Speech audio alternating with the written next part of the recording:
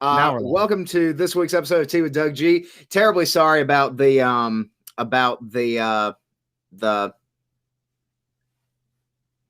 We're just giving you a thumbs up. We were just saying like we were celebrating with you. But anyway, y'all. Welcome back to this week's episode of Tea with Doug G. If you don't know me, my name is Doug Gooden, and y'all, this week I've got the incredible duo of Marathon Much, my current favorite podcast. We have Caleb Jiminez and Jordan Randall. Yes, Caleb has been on this show before. He is the artist behind my lovely Tea with Doug G logo. And then also Jordan Randall is his roommate. But guys, I'm going to let y'all take a second, introduce yourselves, tell the folks who you are, what you do, all that jazz. The floor is yours. My name is Jordan, as you just heard. Hi, Jordan. It's an honor to be here. I have only heard amazing things about Tea with Doug G. I'm excited to be here. I'm a freelance photographer and writer. That's what I do for work. I love movies. I love writing about movies, talking about movies, and it's an honor to be here. He's also a killer graphic designer. He's like a boss. He's amazing. I always forget that that's technically what I have a degree in. He's like so good. I should lead with that, but I don't. Okay. My mom would be upset. Go ahead. It's okay. I've been on the show before. Hopefully you guys remember. If not, my name's Caleb. I am a ice cream scooper by day, and at night I'm an illustrator. I be drawing and stuff. So I draw stuff real good, I guess. So that's a lot of fun. Yeah, I mean, there's not much after that. I like, we do podcast stuff. So yeah, we're on a podcast, and it's nice. It's fun. We enjoy it. Yeah. You also might know Caleb by, I don't really know what the terminology is, but the double identity of Serotonin Sam. Oh yeah, Sero Sam. Hi guys, my name is Serotonin Sam. Weirdly enough, Serotonin Sam is much chiller than Caleb Jiminez. It's actually kind of Sero Sam. You think he would be this, very bright, but instead Sero Sam is chilling in the corner, drinking some nice tea with Doug G. And he's very mellow. He's very lax. Yes, that's my branded name. That's it's pretty cool. I did some rebranding, wanted to get some new stuff out there. I wanted to kind of do a new identity. Yeah, it's going well. I like it, but thank you. Yeah, I gotcha. All right, well, guys, we got a lot of questions about a lot of movie stuff tonight. I'm very excited. Yes, I have not been able to talk about movies on this show for a hot minute. That's why we came, Doug. But y'all, let's get this thing started off right. All right, so y'all are the marathon guys, so I gotta know, what is your go-to movie marathon snack? That's easy. For me, it's popcorn. Like I'm such a classic movie theater popcorn with butter. I'm all in. If I had to pick a candy, Skittles, but popcorn, that's so easy. I love popcorn. Popcorn's good. But you don't go for popcorn as much. No, I'm not the biggest popcorn guy, because as a kid I would struggle like desperately to get popcorn kernels on my mouth, and I just have that memory in the back of my head every time I eat popcorn, and it just gives me like anxiety. It's part of the fun. It's part of the experience of popcorn is working your tongue muscles and trying to see what you can do. So that's so much. It's just the truth. Yeah, so I think my go-to is usually like some good sour candy. Like Sour Patch, Skittles. I mean, I'm like a big guy. I don't even, maybe I love Twin Snakes. Do you know what I'm talking about? Yes, I know exactly what you're talking about. Those things slap. Good. They're amazing. Oh, those things are so good. They're good. I love it. I love it. Hitting both my go-tos as well. So we do love to see it. All right. So talking about the movie marathoning or the movie binging sort of practice that y'all are both participants in. I love it. Yeah. I like It that. feels like a trade. Like what are you an expert in? A marathon? We're marathon. Yeah, definitely. So, love so we got a question from Miss Macy Norton, and Macy wanted to know what's a specific genre that you enjoy marathoning, and is there one that you enjoy marathoning more than others? That's I- interesting. I think that's a great question. I think it's really easy right now to pick something like as popular as like superhero, because they're just very marathonable, Mhm. if I can use There's that just word. so much content out there. Yeah, I mean, you could go for an individual hero marathon. You could go for the entire MCU. If your DC is more your thing, you can go into that. It's very easy, or you could just watch Zack Snyder's Justice League and feel like you marathon 4 movies because it's that long. Yes. Accurate. So there is a lot of good stuff in that genre to marathon, but Yeah. I don't know. It's weirdly enough, we haven't even touched the MCU yet. Exactly. I don't know if we're saving it necessarily, but we Yeah. haven't even touched it. Rocky was a joyride, though. Yeah. I think we're falling in love with the idea of surprises, of things like we just dropped our first episode of Spy Kids today, and we are so pumped out of our minds to just do Spy Kids. Oh yeah, because it's a blast. It's like a weird niche thing, but also everyone knows. Like Yeah. there's love for it, and so I think when we find things that like a good amount of people love as much as we do, but also are not necessarily the most obvious, thing first, we kind of gravitate towards that because it feels good to like jump back into things that maybe we haven't talked about. Yeah, that's a good point. Like Spy Kids is something completely driven from nostalgia, because that's like something we watched. I mean, it's the 20th anniversary this year of Spy Kids, the first Spy Kids. It came out in 2001. So it's We're been so fun old. nostalgia. We are old, but the nostalgia to go back and watch. But on that note, Rocky, we hadn't seen most of them, so to go through all of those movies, it's just a different experience, because one of them is born out of nostalgia, the other is born out of we've never seen these. Let's take it in. So if I could pick a genre, though, I will say, if this can count as a genre, a movie I haven't seen yet, or a series I haven't fully completed yet, that's the genre I love. Is new. We're looking for new. That's for sure. Which is, I will say, kind of tough, because we've seen a fair enough, but nobody's seen everything. Exactly. So I've missed a couple Fast and Furious. I'm excited to get those. Stuff like that. Yes. We'll go into everything, but Hannah Lynn Day. Hi, Hannah. I love you, girl.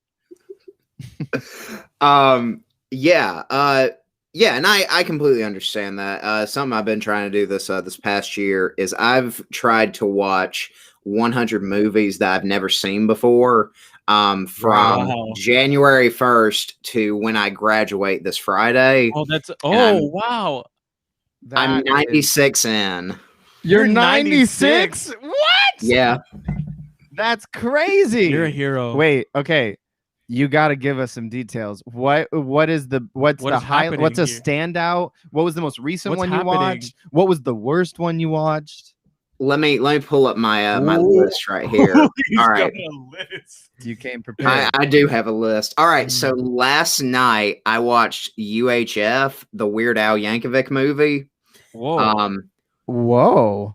Okay. Which is a lot. That was a lot. Yeah, that's a lot. Love Weird Al. I didn't really love his movie, but that's neither here nor there. Neither here nor there. But yeah, all right. So some highlights. So I think my favorite one that I've watched has been Thank You for Smoking. Ooh, okay. It's I think that might be the best satire I've ever seen on film. Interesting. Yeah, I've heard good things about that one, but I've never seen it. It's very good. Also funny People with Adam Sandler was a highlight. Yeah, that's an Adam Sandler highlight. That one surprised me. I had heard really good things, but to have Adam pull off that kind of role so well, it made movies like the chops, man. Yeah, I mean, it made movies like Uncut Gems less surprising because he clearly can act when he wants to. Yeah. Yeah, exactly. Movies with his friends. Yeah. No, that's great. Exactly. Yeah. I think if I had to pick like a low point, so I had never seen Super Troopers before, and I have a couple friends who are diehard fans, and I watched it, and it didn't do it for me. That I feel like that's a hard movie to just jump into. I agree. It you either grow up with it or you have some attachment to it. Yeah. But yeah, to jump in, I could see why it didn't exactly vibe. Yes. Yeah, I got you. But all right, sweet. All right, so moving right along. So we got another question here that says in your process of watching all these series of movies, what would you say is a movie that got a sequel but 100% did not deserve a sequel? Ooh. I also want to point out, it doesn't say what's a pointless sequel. It just says what movie did not deserve a sequel. Got one? There's a few. Okay. What do you have? This is gonna be weird. I hope it gets, but like it is technically sequels of all each other. Okay. When we were watching the Rocky series, we concluded that Rocky 4 did not need to exist. Was it 4 or 3? It said 5 and 4. But 4, the problem with that though is 4 needs to exist for, this is all Rocky lore now. Yes. 4 needs to exist for Creed to exist. Exactly. So but no, I think more so 5. It's 5. 5 does not need to exist. But that's a good answer by Heidi. Grease goes hard. Grease 2 did not need to exist. I agree. That's accurate. I would say, okay, this is kind of obscure, but Rocky 4 is literally the best one. Hey, we have a couple friends and people in our lives that say the same thing. Yes. And we watched it. It's enjoyable. We love it. But it's mostly montage with a little Rocky movie. Which is great for Rocky fans, but not good for anyone else. Yeah, it's an entertaining Rocky film, but but okay. So this is my actual answer to the question. Go ahead. Kind of obscure, but Mission Impossible 2 is really bad. It's not good. It is. I agree. Yeah, it so shouldn't have really existed in the first place. I mean, Mission Impossible 1 was kind of like this classic, it's like, whoa, classic vibe. It's amazing. And then, but it's very different than what it is now, because that franchise has now spanned over 20 years. And so they came out with the second one. It was a very low point for, I mean, at that point, it was only 2 movies, but it was very just not good. And honestly, it didn't deserve a sequel at all. And then, I mean, I think that's the movie where they literally drop the what does he say? He says like, oh, that's he literally name drops the title and says it's not Mission Possible or something, and it was like, all right. And it was like, boo. Yeah, it was a roll credits moment. And so but then Mission Impossible 3 came out. Come on now. Philip Seymour Hoffman villain. Come on now. Boom, yeah, blows everyone out of the water. That third happens. The rabbit's foot. It's the scene where he puts the electrical cables in his mouth. And is that the third one? That's the third one, right? Is the third one. It's insane. It's insane. Anyway, it's so good. It's very good. And then that's a franchise that third one was better. Fourth one was even better. Fifth one was even better. How did you and then it peaks at the sixth one. How does that happen? Makes arguably the best one of them all at 97% on Rotten Tomatoes. Absolutely amazing movie. I feel like we're and now they're making 7 and 8, which is just nuts. It shouldn't have gotten a second chance, but that franchise got it. And honestly, it took it and ran with it better than most have. Yes. So that's our very long individual answers. This I will agree. Done. No, but I love it. I think that's Mission Impossible 2 is definitely a great example of something that you watch him. Yeah, you watch him do that crazy. The only like impressive part, I think it's at the beginning, he climbs at like an acute angle. Yeah, and he's like hanging by one hand on a rock. And it doesn't really make sense. And that moment is made better by it never comes up again really until the latest one. In the sixth one, you finally get to see him like climb a mountain again. And you were like, oh, so that's what Mission Impossible 2 was there for, to just kind of set up this to justify this one pinnacle moment in the sixth one. I am deceased. It's fine. Yeah. Yeah, I got you. Yeah. Well, okay. Look, this is a question I've got to ask because I absolutely love having creative teams on here. And this is a question that I always need to just ask. And I think it's very apparent here. What would you say is the distinguishing factor of y'all's dynamic? Like, what makes y'all click so well? That's a good question. I think I got it. Okay, go for it. I think Jordan's got the facts on lock. Jordan's like a vault, all right? He's like a tumble vault.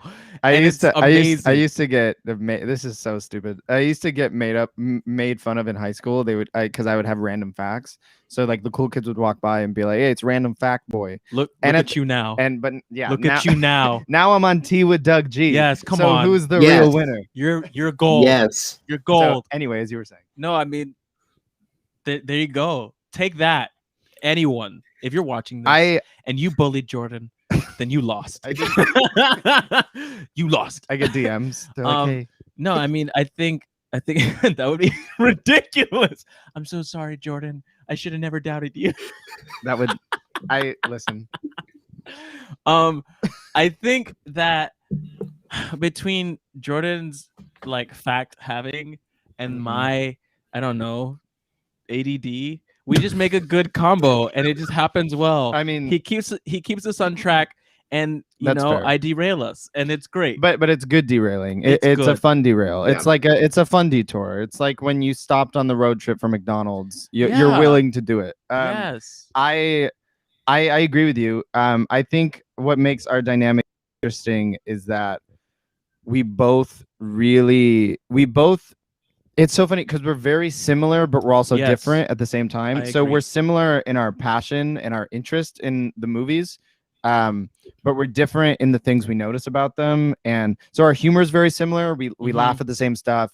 We click on all those fronts. But then the perspective I give about the movie that we just watched is going to be different than what Caleb will give me. Absolutely. And so I like it because as much as we're on the same track and we're kind of, and like Caleb kind of said, like, we both kind of in a weird way like complete each other because like I'll keep us on track, but then Caleb will give us a fun detour and we'll both kind of derail, and it's just there is a fun complete puzzle happening. But I think our dynamic is good because even it's a very fun podcast because we're able to laugh a lot, but we're also, what makes us unique is we're able to tackle a lot of deeper subjects, I think. And like we just did an episode on the Falcon and the Winter Soldier. Yeah, so good. And which is, a series on Disney Plus that is Marvel, but it handles race and all these deeper issues in America. And so for us to be able to talk about that, but also laugh and have fun, but then still like bring a seriousness when it matters. I think that's a good thing about our dynamic, and I like that. Yeah, it helps that we're comfortable with a lot of different kinds of situations, and we bring a lot to the table, I think, for sure. Yeah, it's a lot of fun.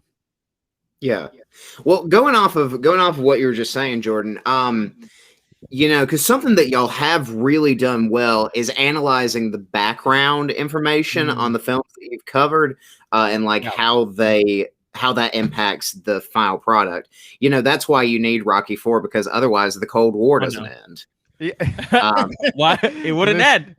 This man's seen Rocky IV. Come on now. Or he listened to the podcast. Either one. Both. I did both. I think it was also required viewing for my AP US history class. Yeah. Wait, really? There's no way. Our I teacher, there was a quiz one time where the bonus question had to do with it's so weird. Was it like we'll let you decide what history was like? Yeah. Did Rocky IV like at that point you start really, and that's in your history class. So do you walk away from that going, wait, did Rocky Balboa exist? But did he really end the Cold War? Like, is that historical at this point? It is now. It's kind of like you're on the AP US history exam going like, all right, what finished the Cold War? I don't know if it was the wall or the boxer. Yeah, it's kind of like, is it the Mandela effect? Where like you don't know if something actually happened. Oh, like is Reese's spelt Reese's, or like? Well, it's kind of like it's something you've been told existed forever, but then Yeah. you've just you Yeah, believed yeah. it because you've been told it, but then you're like, wait, did it actually exist? Like, is or it whatever was? Reese or Reese's? Like, Well, now I heard don't that. know. Yeah. The yeah, I feel like Rocky ending the Cold War is one of those things. It is now. Yeah. And we talked about it a little on that episode of the pod, but like so many 80s movies. I know it's obviously a massive historical thing that happened in the 80s, but so many 80s movies decide that they're going to center around the Cold War. And it's so strange Soviet to Russia me. specifically. Yeah, it's just so strange to me that like we're still covering it, and not even in like an interesting way. I mean, Rocky 4 was pretty interesting, at least in concept, but if he dies, he dies. yeah, if he dies, he dies. It just it's very strange that so many. I mean, Wonder Woman 1984 recently dealt with like Cold War slightly. It just it was referential, and it's just also like every time we see an 80s movie now, Well, it's even like now, Cold War. Stranger Things, the new season. I was about we're to getting say Soviet Stranger Russia. Things. I am curious to see getting what's going to Soviet Russia happen in with Russia and yeah, Stranger Things 4. So Yeah, I don't know. We kind of can't escape from. Did we ever escape the Cold War No. if we're followed around by it so much? she lingers. She's amongst No. us. Yeah, I don't know. That Iron Curtain is a heavy one to move. Oh my god. But going back to what I was saying, you focus a lot on the background of these films. Why would you say it is so important to bring a film's background into consideration when you're discussing it?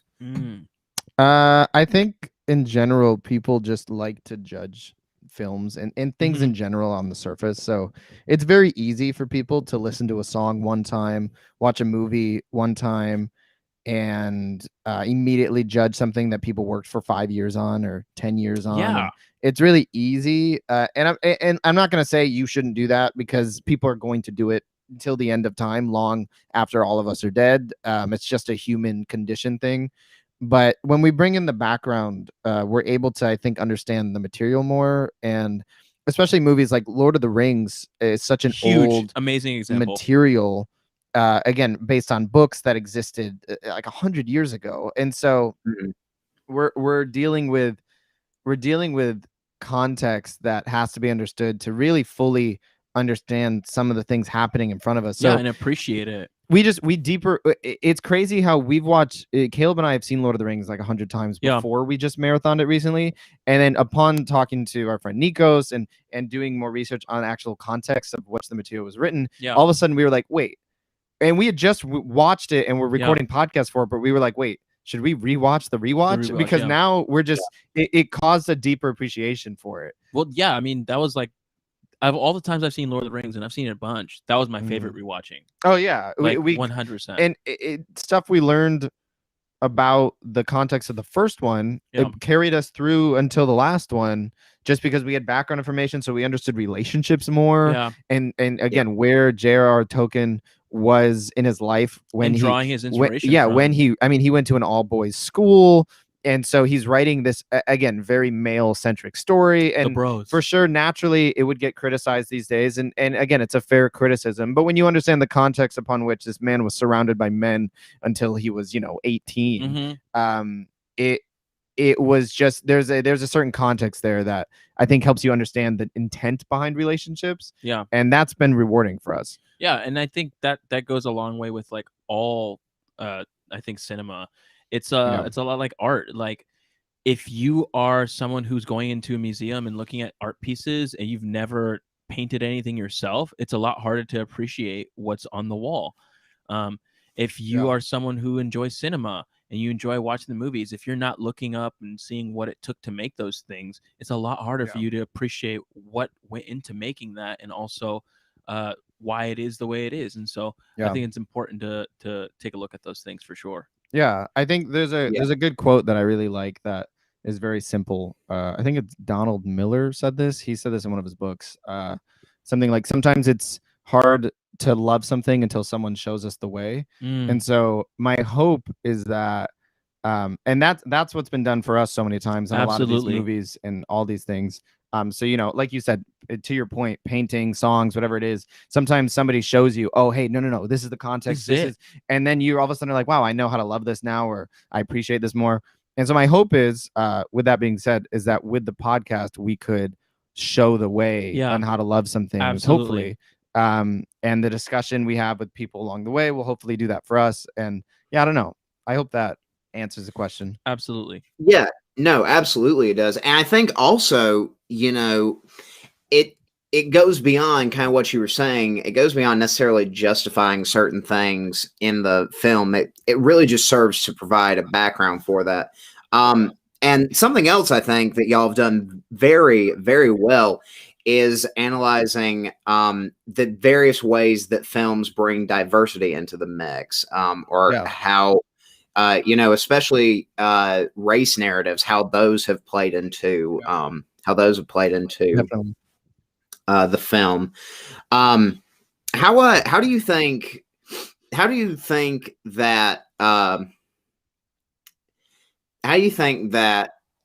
discussing a film's ability to actually diversify its cast, show diversity, how do you think analyzing that does benefit not just the general audience, but the actual film itself? I think that's really a good question. I think it's ironic that you're asking that question because of what we recorded today. I mean, believe it or not, ironically, Spy Kids is a good discussion for this. It's a perfect example. And I think the way that, even just to use this as an example, Spy Kids brings, I can't believe I'm saying this out loud, but like, it's true. It's the truth. The way that they represent Hispanics as a whole in this film feels so, and we talk about this in the podcast, it feels so welcoming. And when you do that, the way that they do it, and in any movie, for sure, there's someone that feels welcomed. There's someone that feels, I think, brought into the world a little bit more. There's someone that sees themselves in that film.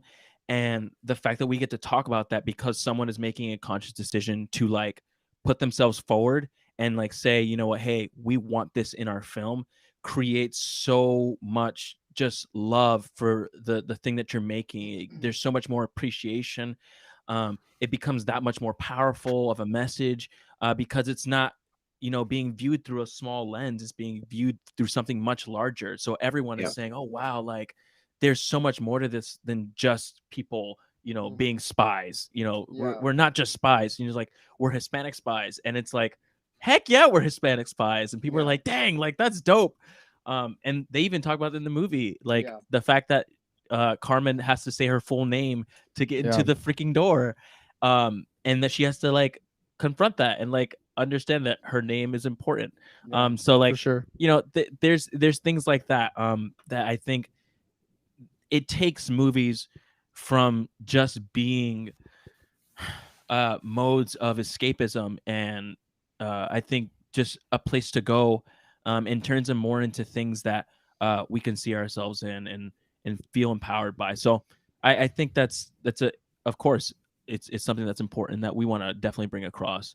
Yeah, it's funny when we were kids, we talked about it a little on the pod today, but when we were kids and we went to see Spy Kids. Okay, so for me, being just a young white kid from a white family up in upstate New York, I went to see Spy Kids and I loved it. Was obsessed with it. Got the McDonald's toy, did the whole thing, and I did not once think about me as very Hispanic. I don't even think I really knew what that meant when I was the age I saw it. Different nationalities. It just wasn't something I was thinking about at that age. And so, there's part of you that wants to be like, because I know Robert Rodriguez, the director, he had a lot of push on making it a movie about Latinos or a Latino family. But he wanted it to base it off his family because he's Hispanic. And they were like, well, why do they have to be Latino? And he was like, they're Latino American. He was like, why not? They speak English. It's not even this much of a stretch, but for the studio, they were, they're thinking, our white family is going to want to go see this, and as a young kid, that's not my brain, obviously didn't even think about that. I just thought it was cool. Right. And then, so as a kid, it was creating this environment where everything was just normal, right? Just seeing the practices and the speaking in Spanish, and no part of me as a kid was like, oh, this is bizarre, It was you like, know. "Ooh, Yeah, no." it was just enjoyable. And then I grew up, and now I'm at a point where I could watch it and be like, oh my gosh, I mean, this movie is so full of different people and and it's a different family experience than my family, Yeah. being again a white kid from upstate New York. But what I love about it is because it's still, again, this is the whole thing that brings us all together with all these movies. Yeah. The ones that are diverse, the ones, we watch movies that get, are now winning Oscars, like Parasite, Mhm. and Oh we're my watching, gosh. films like Moonlight, all this stuff, and it's like, these people might not look like me or talk like me, speak my language, whatever it is, but they're human stories, and so we're both human. And I'm able to be moved by it, and that it's same for all of us, right? Yeah. No matter who's on screen or anything, we're able to be moved. And so anybody that is hesitant on movies with subtitles, or hesitant on movies that stars people that don't look like them, they're missing out, because these are human stories with human people, just like Caleb, me, you, everyone. Yeah.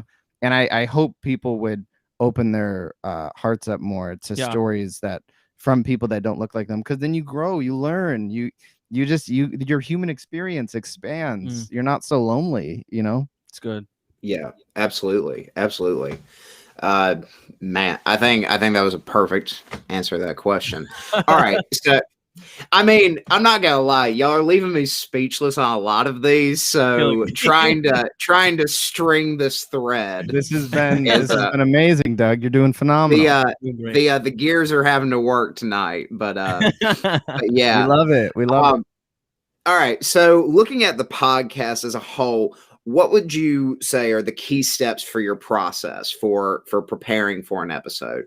Because I've listened to your episodes, and like, yeah, and like I don't think that y'all might, but it doesn't sound like y'all just watch 9 hours worth of movies and then go straight to talking about it. You might, but so here's I'll give you the scoop. We're gonna let you know. Here's the tea. Here's the tea with Doug G right here. All right. Here it is. Caleb knocks on my door and we start. That's And literally what happened. Okay. To be fair. We usually we talk about it during the movie. Yes. We will pause it sometimes to like say something, or say, and not even necessarily to be like, oh, we must talk about this in the pod, just because, like, again, you have to understand, we started the podcast because we do this all the time anyway. Yeah. So we've always been like stopping and talking about the movie, and stuff. We've been in practice about movie conversation for sure. So completely. So we will watch the movie, we'll talk about it. After it ends, we'll talk about it, and of course we'll point out some stuff. Sometimes I'll make notes on my phone during the movie of like, or like stuff we'll I look want stuff to mention on the side, or like I'll have something on the side. Yeah, for sure. the process. Okay, so for me, genuinely, sometimes we'll watch or we'll read like think pieces and to see what other people have to say about this. And sometimes we'll bring them up on the pod, because there's oftentimes we disagree, because sometimes we're very much people that like to enjoy things. So a lot of think pieces will get very critical. Yeah. And like somebody said Spy Kids wasn't as big as everyone thought. And I was like, it had a $35 million budget. And it's got a 90 something on Rotten It does Tomatoes. have a 90 something budget, or 90 something on Rotten Tomatoes. I think it's 93, but it had a $35 million budget, made over $110 million. And it's like, it's successful. You're just saying and stuff, it's a man. household name. And it's just like, to say it's not as big as you thought it was. I'm like, what hole did you crawl out of to insult Spy Kids today? Come on like, now. why? Yeah. What was the goal there? So again, the little things here and there in bed when I'm falling asleep, but we genuinely, and again, I'm not even gonna like bout this as like trying to be impressive. Yeah. It's just we tend to go in more or less on the fly, because it's just able to get more raw discussion. Yeah, it feels fresh. Yeah, it feels fresh. If we can do the podcast as soon as possible from watching the movie, it's the best. We've recorded a few days later and like late at night before, and it's fine. It just doesn't end up as like fresh as like we just watched the movie. Yeah, let's record. We have to like recap and like literally we'll go through scenes on YouTube together to like kind of just refresh it in our brain. I mean, minimal notes. I'll have notes on my computer that say like this, or I'll have the cast pulled up on Google. This is what the movie made in my notes. Yeah. Once in a while, a couple things like talking points we want to mention, but we genuinely go on the fly a lot because it ends up better that way for us. Yeah. But just for us, it could be different for someone else if they're starting to podcast or whatever it is. I think also too, we do a lot of mental stuff. So like I know for a fact that me and you both take mental notes as we're watching. Yeah. So like if we definitely. see something and like I like screamed because I do. That's So true. it's like, Well, oh, that's a part. And then we got to bring it up. Yeah. And we Yeah. won't even say it. But we'll know. And the gross nerdy truth is a lot of the facts that are brought up on the pod, I genuinely have retained Yes. from like childhood. So again, I'm not saying that. In a Yeah, no, I braggadocious way. respect that. I respect that. That's It's all in the vault, baby. The reason the podcast exists is so I have a place to put them. So that's just this is because I had to stop bringing it up to other friends. I was losing. I was losing friends. That's terrible. No. So this has to exist for a reason. I love it. So. Jordan, I gotta tell you this. I went home this weekend for Mother's Day. Yeah. And I was talking with one of my younger cousins, Mm-hmm. and I just said something. I thought it was funny. But it was like a neat little tidbit. And he looked at me like I was a straight up idiot. And my sister came up and said, "Did he say something that's not important?" And he was like, "Yes, he did." And I said, "That's something you need to know about your cousin Doug, is that I'm full of useless information." Oh my gosh. I love that. Yeah, I love that. We love it. Listen, useless information becomes useful in context. Like it's kind of like a broken clock is right twice a day. In the right moment, the universe will be in harmony for you to spit that useless fact, and you will be the only one that has that fact. And it'll be great. I'm telling you, I'm waiting for my turn on Jeopardy. When LeVar Burton is hosting. Come on now. And dude, you could do it. And I can just spit out that fact. You could watch it. Dude, you look so fresh in the bow tie. Man, you'd have to you would have to go in this fit. You'd have to give him your facts. I think you have a good run on Jeopardy. I agree.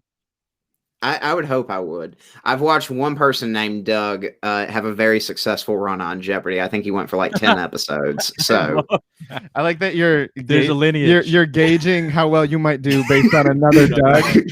You're like, well, he represented Doug's well, so I would have a decent chance. Yeah, definitely. That's great. All right, so we're running out of time, so I'm gonna try to hit these last couple questions real quick. Let's do it again. I'm always down. I texted Caleb. I was like, Caleb, whenever y'all want to be on, like, I will gladly have you on. Yes, every week. Yes. No, I'm just kidding. You gotta have room for all your other guests. Yeah. All right. So real quick. What is a series that has been recommended to you, but you refuse to cover it on the podcast? Because I'll say y'all started off this thing 2 months ago, and you both posted on your socials. What should we cover? Did you get any that you're like, nah, I'm not covering? I'll say real quick, I'm very much, again, and I think Caleb was this way for the most part too. We like to enjoy things. I very much like to get I named my movie page and the movie review site that I do everything on, watchwhatyoucan.com. It's the same Instagram handle. It's where I post about the podcast. Yeah. It's called Watch What You Can because I actually believe you should watch what you can. Yeah. There's very few movies I would say nobody should ever watch. I know which one he wouldn't watch. I know which one. Which one? What is it?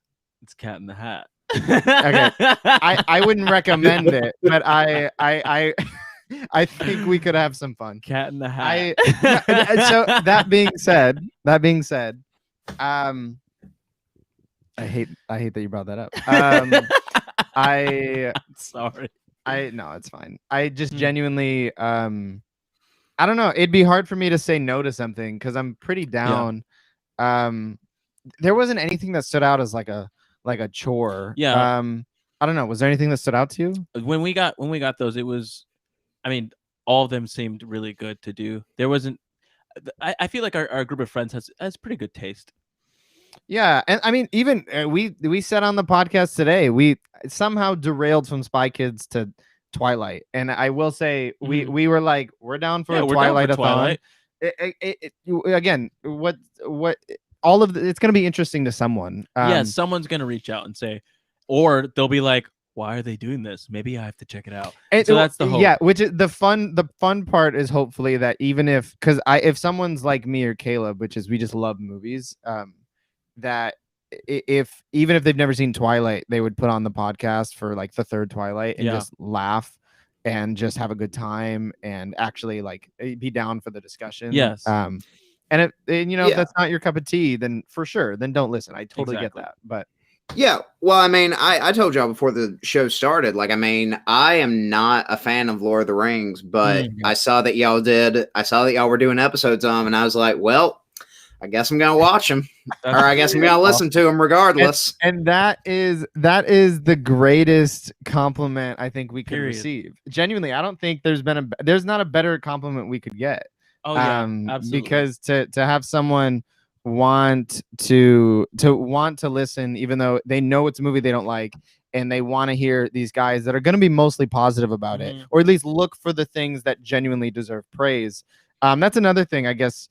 We don't like to blindly praise. We like to bring genuine criticism where criticism is due. But you can tell people who want to be deemed knowledgeable on something, and they validate that persona they want to give off by just pure criticism all the time. And that's just kind of like a killjoy. And I think there's a time and place for criticism. Absolutely. It can we got to enjoy ourselves. Yeah.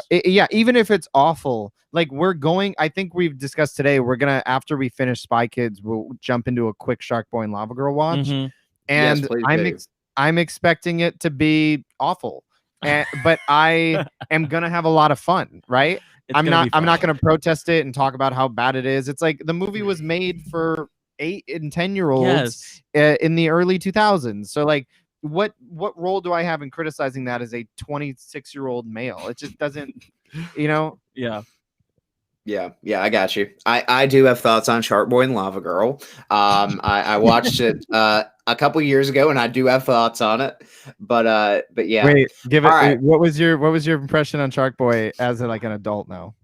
Okay, so here's the thing. I've rewatched Spy Kids and Shark Boy and Lava Girl within the last like year and a half.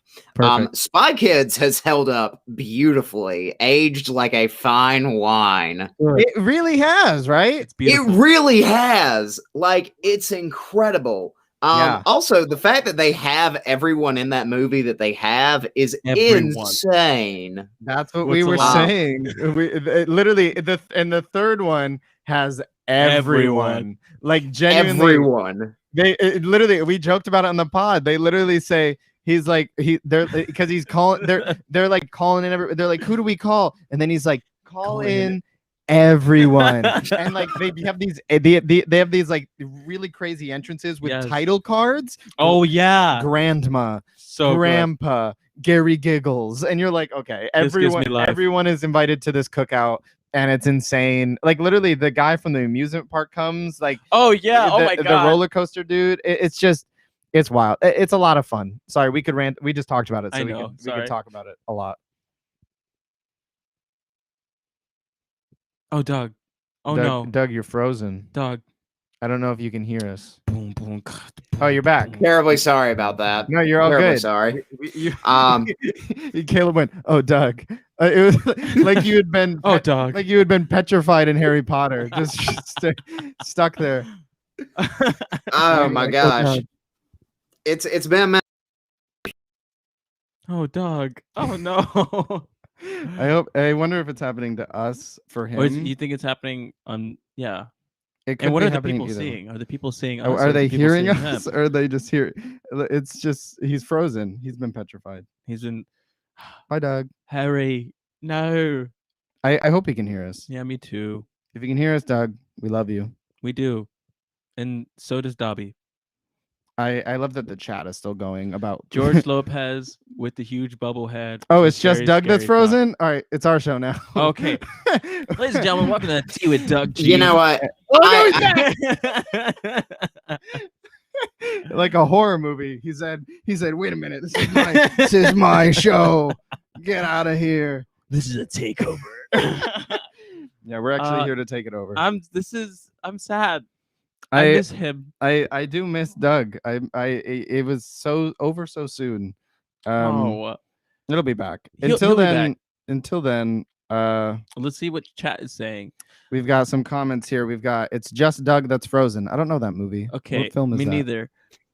We hear Y'all, you. I tell y'all what, I am so sorry. I don't know what the heck is going on with my computer today. You're good. Because it's Wi-Fi. It's my Wi-Fi. Yeah. Oh man. Dude, all right. You're all good. We were happy. We missed you. We missed you. We were happy to quickly cover you until your fabulous return. I deeply appreciate it. So Spy Kids is aged like a fine wine. Yes. Shark Boy and Lava Girl has deteriorated like like a moldy cheese. Yep. It's like that Parmesan that has maggots in it, and like that's supposed to be good. Maybe we shouldn't have this as a bonus. Well, this is why I was nervous to watch, because I like didn't ever really watch it all the way through, and so I told Caleb, like, Spy Kids, I'm aware that I have some type of nostalgia goggles, but I don't really have that for Shark Boy and Lava Girl. So maybe we watch Shark Boy and Lava Girl, and then we just watch Spy Kids 2 again. That's Caleb's favorite. He likes Spy Kids. He likes Spy Kids 2 the most.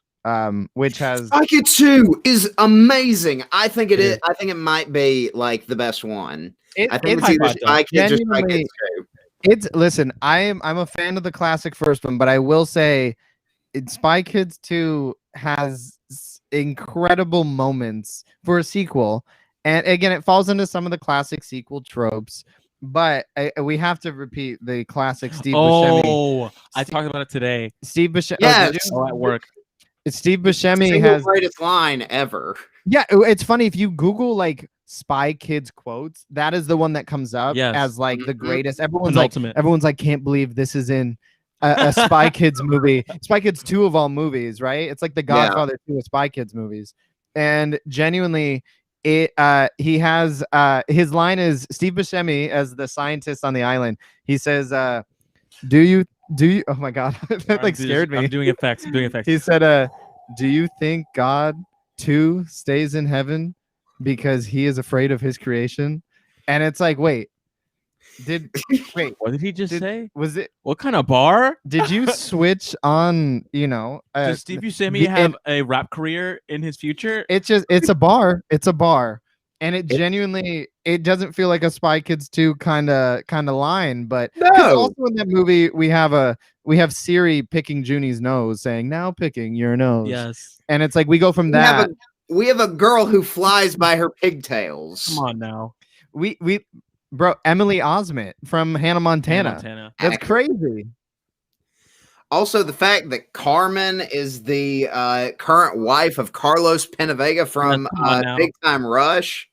It's pretty crazy. And Junie is married to Meghan Trainor. Yes. Yeah. Yes, he is. It's wild. I'd say dude. They've done well for themselves. Yeah, they both kind of got that Spy Kids money and then drifted off into their satisfied lives. Yes. So I mean, good for them. And again, like you said, the cast is stacked. So like the rest of them are doing just fine. Tony Shalhoub, Antonio Banderas. It's Tony Shalhoub won a Tony a few years ago. I mean, and he just won Emmys for Maisel. He's on the Marvelous Miss Maisel. That man wins Emmys and Tonys like it's clockwork, like that, baby. Yeah, he's so good. He's Monk. All right, so guys, I got 2 more questions for you, and then we're gonna wrap everything up. All right, now y'all have had this running tally. That I love the fact that this has been our continuity line throughout Marathon Much. But just so you can clarify it for everyone, who exactly could not beat Rocky Balboa in a fight? Who couldn't? I love that. I feel like we've established a brand. Yes. If this is a good sign. This means that something's sticking. Yeah, something's working. So this is a good sign. I could retire tonight. who couldn't beat Rocky. So not who could beat Rocky in a fight. Who, I mean, Yeah, a lot of people. I don't think y'all have found anyone who could beat Rocky yet. I don't think It y'all. depends on the. I mean, we have like certain You contingencies. said that. we're bending You said rules that at this Schmiegel point. would go for the throat. You said that He Schmiegel would. would, if we had to clarify, is it Smeagol or Gollum, and who has the ring? Yes. And if they're again, it's kind of like are they boxing? Are they squaring up? Yeah. Or are they or are they street brawling? There are specific rules intact. We've kind of come to the conclusion for most of these that they're boxing and they are wearing gloves and they are doing the thing. Now, if that person has magical powers they can use while wearing gloves, so be it. Sure, yeah. I don't think we've encountered. We didn't present like Gandalf or anyone. So who couldn't beat Rocky? I mean, who's someone that lost? Who's someone that can fail? Bilbo lost. Wait, Bilbo lost. Bilbo, that old man. Yes.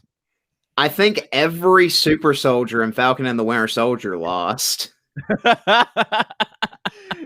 Yes, they did. Like if you went through and said who all would lose, when he wouldn't go down. He just wouldn't. When you put it like that, Mhm. it sounds ridiculous, but that's the thing. Mhm. Rocky logic doesn't make sense. It just is. That's not okay. That's not It's always existed and it always will exist. Rocky is a tough nut to crack. I mean, I think we said like Steve Rogers would win. We'll give him Captain America. Yeah, you said Adonis Creed wouldn't even win. Yeah, I stand by that. I stand by that. I think Rocky would beat Adonis. Yeah, I do. I think Rocky's faced tougher opponents. Polly's robot would not win. No, Polly's robot needs to burn somewhere. Harriet says that all stormtroopers, and I completely agree. Yeah, to anyone, and that's true. To me, to you, absolutely. To me, again, to you. we haven't gotten to Star Wars yet. But I'm nervous for Rocky's fate in those. It's gonna get dark again. You put Kylo Ren in the ring. But does he have a lightsaber? Even if he doesn't, bro, he's got the Force underneath those hands. Oh man! And I think that's why I'm like. But again, Rocky, he's face tougher. Yes, that's my thing. It's like it's more. How can we bend this so Rocky can win? Yeah, and less of like we kind of take it from does he actually? Yeah, we take it from the approach of. I mean, there's an argument to say that the dark side of the Force is really just a thinly veiled allegory for communism, and we already know that Rocky beat the crap out of communism. Come on now, you might be onto something. Take that, Iron Curtain. You really might be onto something. I think the way we've gone about it is kind of as if we are like writers for Rocky. And we have now been put into a scenario where he must fight these people. Yes, and how can we write Rocky out the corner? And I'm gonna say sometimes it's a stretch, but it's been fun. Who couldn't beat Rocky in a fight? It's funny. I love that you said every super soldier in Falcon and the Winter Soldier. That's genius. I don't think we asked if Bucky would win. Bucky does have that arm. But also the arm can detach. We found this out. Again, I like the way you think, Doug. You're writing him out of a corner. Now. Does he have Wakanda on his side or against him? That's the question. I think on his side in this scenario. I think he needs to have him on their side. Yeah. It's and like again, if we didn't say does Falcon fight him and does he have the wings on? Can he fly around the ring? Can he give like a big, a power punch if he flies up and shoots down? I don't know. These are questions. Does he have Red Wing? Red Wing. Exactly. I think what we're saying here is that thematically, Rocky is unbeatable. This is what we've learned about Rocky. He takes hits like nobody else. That man can get back up continuously, and it's beautiful. I envy that about him. All right. Well, y'all, we have had an awesome time. I've absolutely loved having y'all on here. Yeah, no, this is great. This has been great. It was amazing.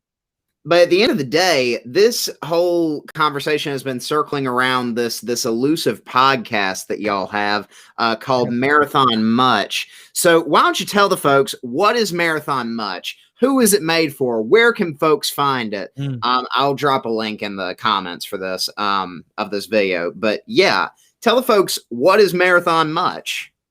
Marathon Much is a podcast centered on movies and entertainment. Where we marathon. It could be movies, it could be streaming shows, it could be anything. And we talk about it. We have a lot of fun. We laugh, we cry, we do all of it. Yes. It is made for literally anyone. Yes. We try to, like we said before, earlier in the show, we try to cover movies that anybody would be into. So if you're not into Lord of the Rings, hopefully you can still enjoy it. But if not, we've got Spy Kids for your nostalgia, Exactly. Rocky for you're into fights. We're down for Twilight. We're down for anything that covers Absolutely. anybody's interests. And marathoning includes not just like series, but Robin Williams movies, Absolutely. Pixar films, whatever. We're big fans of like, okay, this actor is awesome. Let's marathon their movies. Yeah, so it can consist of anything, and if you want to stream it, it's on both Spotify and Apple Podcasts. Yes. So we're very happy with that, and yeah, you can check us out on either one. Exactly. Yeah, new episodes every Monday, correct? Yeah, that seems to be the thing we've trend, stuck with. Every Monday, it's been really fun. It gives us a week to watch a marathon, get our thoughts straight. And yeah, every Monday you can expect new content. Give us a follow and check us out. We won't let you down. Yeah, it's really, really great stuff, y'all. It's a high quality podcast. I highly Thank recommend you. it. Those are big words coming high- from high Doug G. praise. That's amazing. We love it. Well, Jordan, Caleb, thank y'all so much for coming on tonight. Did y'all have a good time? Oh my gosh, Absolutely. I love have this. nothing. I have nothing but praise to sing for you, Doug. Yes. This is amazing. Well, thank you very much, Jordan. It was a pleasure to meet you for the first time. Caleb is always Likewise. you, I sir. love you, man. Yeah, man. But yeah, thank y'all so much for tuning into this extra special episode of Tea with Doug G. Thank you everyone in the chat. To my mother, Miss Harriet, Go Ben. mom. Yay. We love to see it. We love to see it, y'all. But yeah, be sure to tune in next week. We're gonna have another episode of Tea with Doug G. Keep up with everything. Check it out, please. Keep up with everything that Viter Media has coming out. We have new episodes of Setting the Skein every Wednesday, which is my movie podcast that I do. Yes.